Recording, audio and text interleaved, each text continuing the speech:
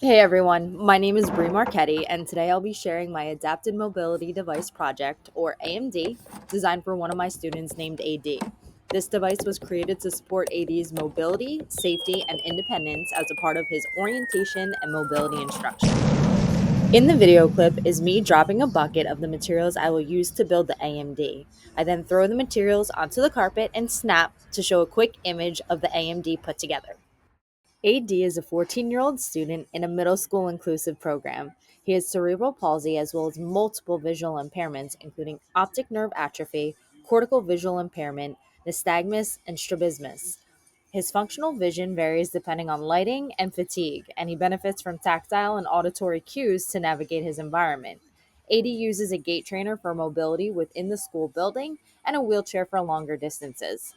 One of his goals is to increase his independence and participation across settings, particularly during transitions and travel within the school. In this clip is a cartoon image of AD utilizing his gait trainer in a school hallway. Currently, AD can trail walls with assistance and follow familiar routes with verbal prompts. However, he has difficulty detecting obstacles in open areas and aligning himself with landmarks like doorways.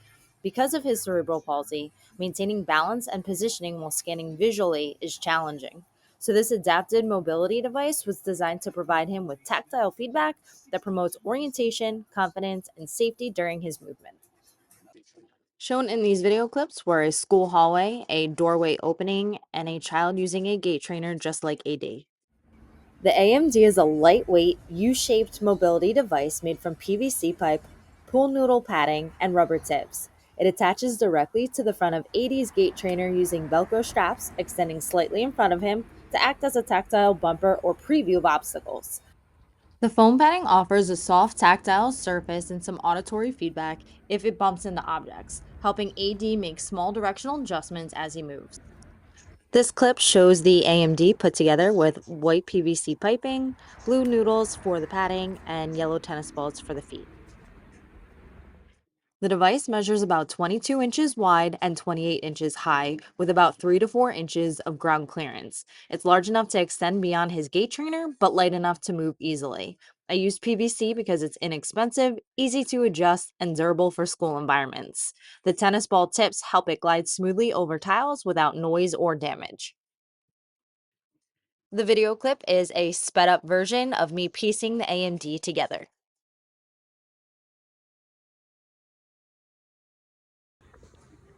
Respectfully, I wasn't given permission to use videos of AD utilizing his AMD with his gait trainer. However, there were two instances in which the AMD proved to be beneficial for AD's travel skills. One, maintaining straight line of travel, and two, aligning and positioning at a landmark or a destination. AD practiced moving forward in a straight path toward a target, such as a classroom door and a hallway. The AMD helped him maintain his line of travel by providing tactile and auditory feedback whenever it encountered an obstacle. This allowed AD to adjust his direction independently and stay oriented. The second, aligning and positioning at a landmark or destination, AD also practiced approaching and aligning his gait trainer parallel to a doorway or a wall. The AMD made contact and he used that feedback to stop, square off, and position himself safely for entry and turning. This helped strengthen his spatial awareness and his orientation in familiar environments. The video clips are a simulation of me utilizing the AMD to demonstrate how it gives tactile feedback and allows environmental preview. Some of the main benefits of the AMD include increased safety, improved obstacle detection, and greater confidence during transitions. It also promotes independence by reducing the need for constant verbal cues and allowing AD to take a more active role in his movement.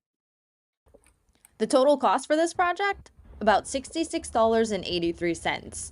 Most of the supplies like PVC, pool noodles, and Velcro straps were inexpensive and easy to find. Here's the breakdown.